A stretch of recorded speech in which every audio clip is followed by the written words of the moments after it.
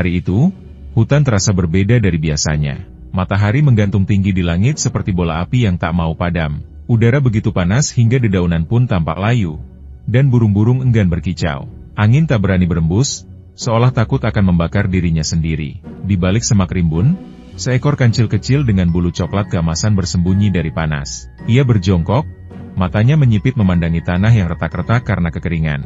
Huf, hari ini panas sekali. Bahkan tanah di bawah kakiku seperti bara. Ia melompat ke bawah pohon besar, mencoba berteduh, tapi bahkan bayangan pohon tak cukup untuk mengusir panas. Keringat mulai membasahi bulu halusnya. Perutnya keroncongan, tapi lebih dari itu, tenggorokannya terasa kering. Ia telah berkeliling cukup lama, mencari setitik air untuk minum.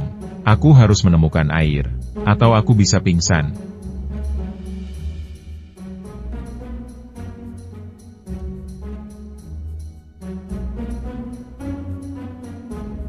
Ia berdiri dan mulai berjalan pelan di antara semak dan akar-akar pohon yang mencuat dari tanah. Daun-daun kering berderak di bawah langkah kecilnya. Setelah beberapa saat, matanya menangkap sesuatu di kejauhan. Kilauan cahaya yang memantul dari suatu tempat di bawah bukit kecil. Matanya melebar penuh harap. Itu sungai. Air. Serunya gembira. Ia mempercepat langkahnya, melompat-lompat kecil sambil membayangkan air sejuk yang menyegarkan tenggorokannya. Tapi ketika ia sampai di tepi bukit dan memandang ke bawah, wajahnya berubah. Ia melihat sungai besar, airnya mengalir perlahan dan memantulkan sinar matahari seperti cermin panjang. Namun, sungai itu bukan sembarang sungai. Itu adalah Sungai Buaya, sungai yang terkenal sebagai tempat tinggal makhluk-makhluk mengerikan dengan kulit keras dan gigi setajam pisau.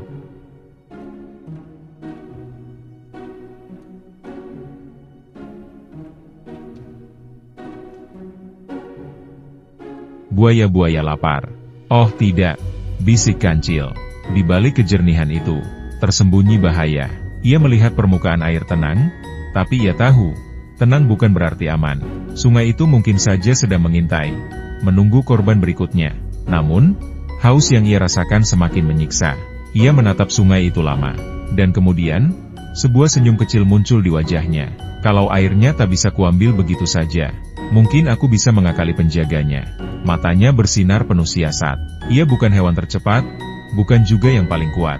Tapi dalam hal akal dan kelicikan, kancil tak ada tandingannya. Ia mulai menyusun rencana. Sebuah rencana yang akan melibatkan kecerdikan, keberanian, dan sedikit sandiwara.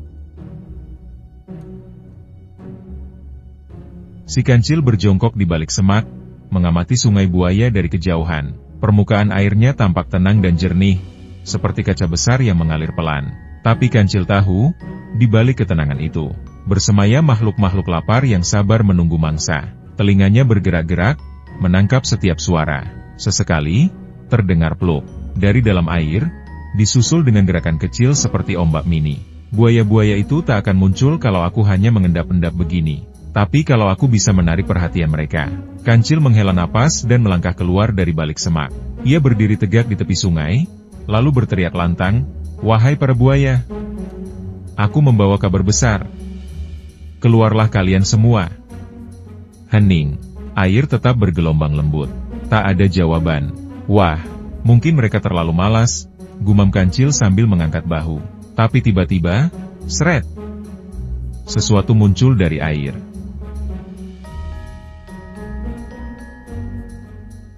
Sebuah kepala besar, bermata kuning dengan moncong panjang dan penuh gigi tajam. Seekor buaya perlahan muncul ke permukaan, dia menatap kancil. "Siapa kau berani-beraninya memanggil kami seperti itu?" Desis buaya itu. "Kau pikir kami ini siapa?" Kancil pura-pura terkejut tapi tetap santai. "Wah, sungguh terhormat bisa bicara langsung dengan buaya besar penjaga sungai," katanya penuh hormat. "Aku datang bukan untuk tantangan, tapi untuk memberi undangan dari Raja Hutan." Buaya itu mengedipkan mata, lalu tertawa dingin. "Undangan? Untuk kami, buaya-buaya yang ditakuti?" "Tentu saja," jawab kancil cepat. "Singa Agung, Raja Hutan, akan mengadakan pesta besar-besaran. Ia ingin membagikan daging segar, buah manis, dan madu dari sarang lebah."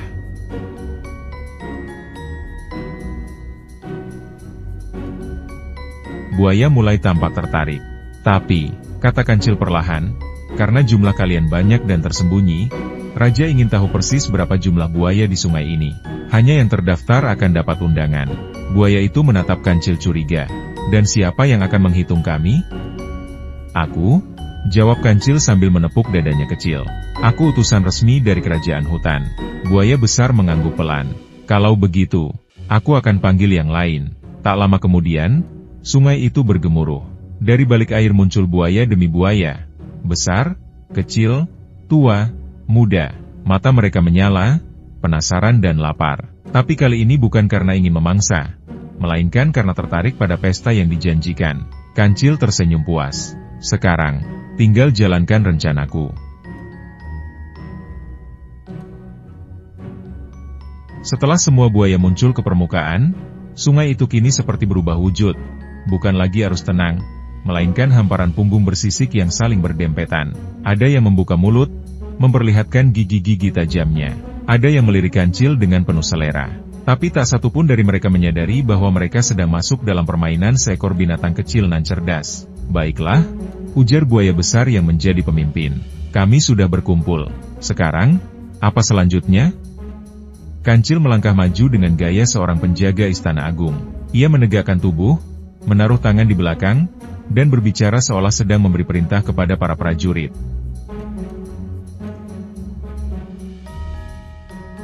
Sesuai permintaan Raja Hutan, aku harus menghitung kalian semua satu persatu.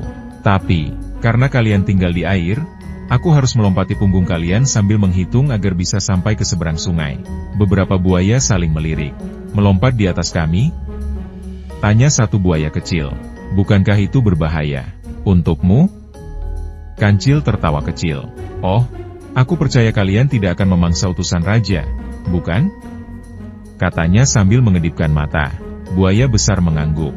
Baiklah, demi pesta itu, kami akan turuti aturannya. Satu persatu, buaya mulai berbaris melintang di sungai, dari satu tepi ke tepi lainnya. Sungai itu kini tampak seperti jembatan hidup, penuh buaya bersisi keras dan mata yang mengintip tajam. Ayo, mulai hitung kami, seru salah satu buaya.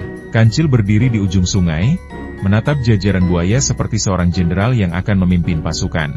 Lalu dengan lompatan kecil, ia naik ke punggung buaya pertama. 1. Teriaknya dengan semangat. Lompat lagi.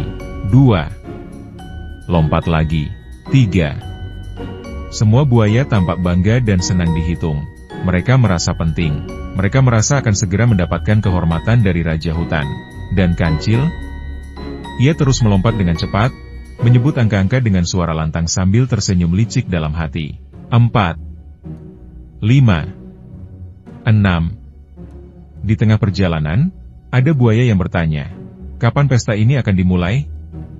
Kancil menjawab sambil terus melompat. Begitu aku selesai menghitung dan melaporkan kepada raja. Dan akhirnya, setelah puluhan lompatan, si Kancil sampai di tepi sungai seberang. Ia melakukan lompatan terakhir, mendarat di atas batu besar, dan berbalik menghadap semua buaya. Kancil berdiri di atas batu besar di seberang sungai, memandangi semua buaya yang masih berjajar di dalam air seperti jembatan hidup. Angin sore mulai berembus pelan, membelai dedaunan dan membawa suara tawa kecil dari mulut si Kancil. 1, 2, 3, 30 buaya. Wah, kalian semua benar-benar lengkap. Katanya keras-keras sambil bertepuk tangan. Para buaya bersorak-sorak senang, saling pandang bangga. Berarti kami semua dapat undangan pesta, kan? Tanya salah satu buaya dengan mata berbinar. Kancil tersenyum lebar, tapi senyumnya kali ini berbeda. Lebih nakal, lebih menyebalkan. Pesta? Oh iya, kalian memang pesta.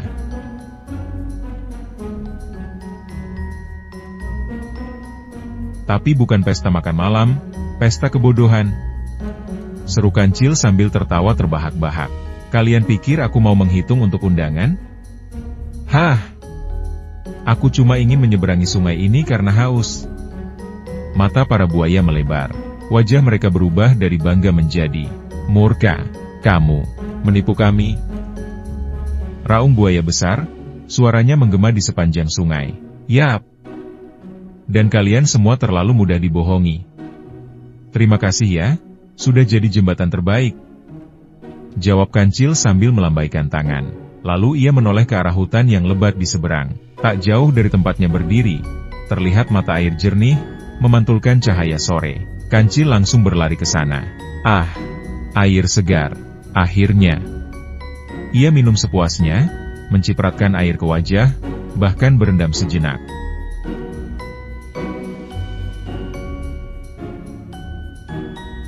Ia merasa seperti pangeran kecil yang berhasil lolos dari jebakan naga. Sementara itu, di belakangnya, para buaya menggigit-gigit udara, menggeram, bahkan ada yang mencoba berenang mengejar. Tapi sudah terlambat. Si Kancil sudah berada di daratan aman. Ingat ini, wahai para buaya. Teriak Kancil sambil melompat ke batu tinggi. Kadang, tubuh besar dan gigi tajam tak ada artinya, jika otakmu terlalu mudah dibodohi. Dengan langkah riang dan hati puas, Kancil meninggalkan sungai, menyusuri hutan menuju petualangan selanjutnya. Ia tahu, di hutan ini, bahaya akan selalu ada. Tapi selama ia punya akal cerdas, ia tak akan pernah kalah.